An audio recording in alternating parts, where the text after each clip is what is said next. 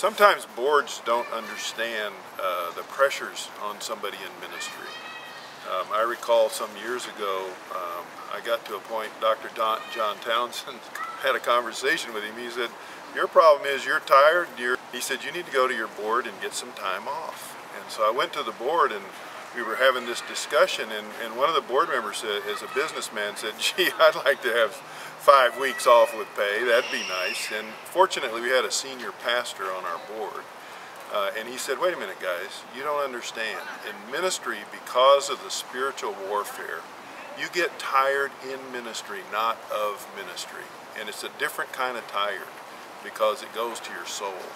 And so that's one of the difficulties that boards have sometimes, I think, when they're not in there in the spiritual warfare day in and day out, understanding the pressures on a lead couple or a lead individual.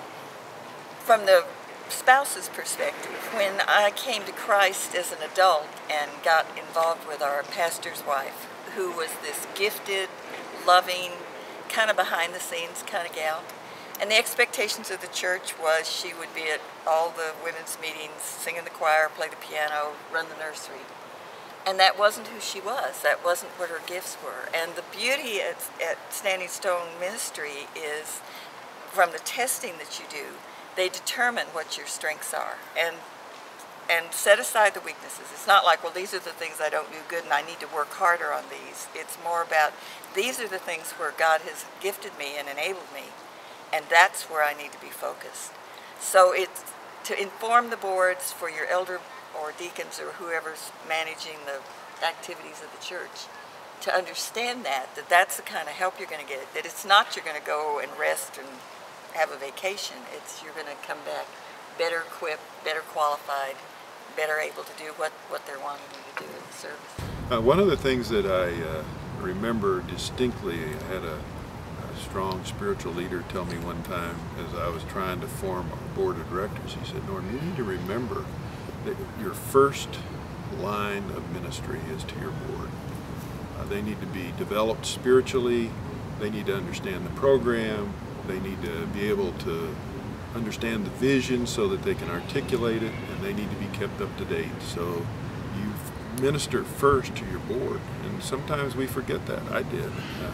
We were a nationwide organization, and I'm running all over the place, and every once in a while the board is going, and they're like, what's up? And they're not up to speed, and maybe they're struggling spiritually. So I discovered that he was really right. That first ministry imperative is to your board of directors. I think for me too, when we first heard about the organization, it was from another couple that had a national ministry, and they're inviting us to come. And they said, will you go for a week? And we said, oh no, we could go for a weekend or a couple of days, but no way we could go for a week. And what we discovered, because it's not optional, you come for a week, is that it takes time to gear down, to slow down, and part of what happens during the week is it takes time to process.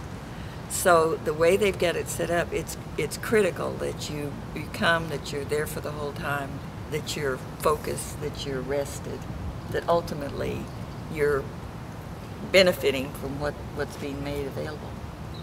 The thing that really struck me about Standing Stone Ministries too was how relational it is. Just like Bobbe said, she said, so many times you go to these conferences and it's like drinking out of the fire hydrant. The flow of the curriculum, the program that's been put together is so gentle. It's almost surprising. You go along and after a couple of days you go, wow, we've really gotten into some in-depth stuff, and we've really talked about and examined some serious issues, and it's a gentle approach. It's not cram this down your throat approach.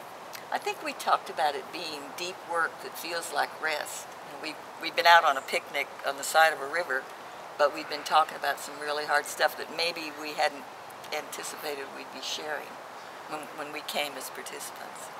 Yeah, it kind of sneaks up on you, and all of a sudden you realize, can't believe I just said that. Wow, we just said that.